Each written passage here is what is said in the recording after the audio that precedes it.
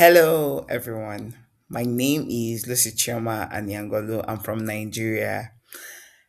For this discussion, I want to step away from theory alone and reflect on how online learning actually shows up in real life. I'll be talking about my experience designing and participating in online and blended learning, and I'll connect that experience to some of the ideas we've explored this week, especially in relations to higher education in low resource contexts like Ethiopia. Online learning matters to me because I've lived in it from both sides. I learn online and I also design learning experience for others. That dual role has made me more aware of the gap that sometimes exists between how online learning is imagined and how it actually functions for learners within limited resources, time, or digital confidence.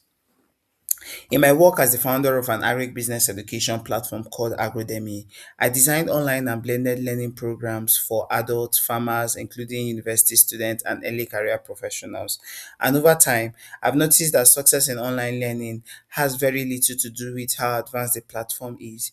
It has much more to do with whether the learning design fits into the people's real life. This is where the idea of learning being contextual really resonates with me. Learning doesn't happen in a vacuum. When content feels disconnected from learners' environment, motivations drop quickly. But when the learning reflects real challenges and familiar situations, people naturally engage more deeply and even apply what they learn more confidently. In low resource contexts like Ethiopia, technology shapes learning in very practical ways. Internet access can be unreliable, data is expensive, devices are often shared. These realities don't just affect convenience, they directly influence when, how, and whether learning happens at all. And I also face this building my own product. This technological limitation also affect teaching, right? It became harder to maintain engagement, design fair assessments, and even give timely feedback when learners can't always even be present at the same time. This has forced educators like myself to even rethink how we show up in online spaces and how learning activities are structured.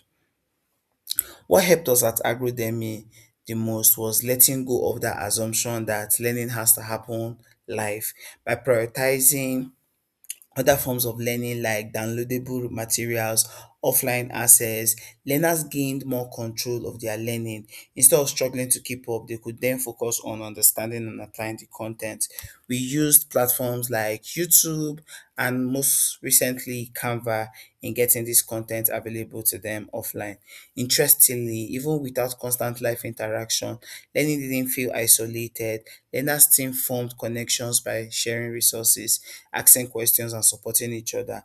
And over time, our participation grew naturally, showing that communities don't disappear online. It just takes a different form. And it also gave us an opportunity to include blended learning, where we then provided a marketplace for people to book to learn from real agribusiness owners who are practicing the agribusiness they were learning online. Because of this, I see a strong value in online learning for Ethiopia higher education. See, when designed thoughtfully, right? It can expand access, support different learning speed, and even help students build digital confidence. And these benefits are especially important in systems where working to scale education despite limited resources is very, very important. What I appreciate about the theory we've studied this week is that it has helped me to name patterns I was already seeing, ideas around context, participation, and presence, explain why certain strategies work better than the others. Theory didn't feel abstract, actually. It helped me to clarify my own practice.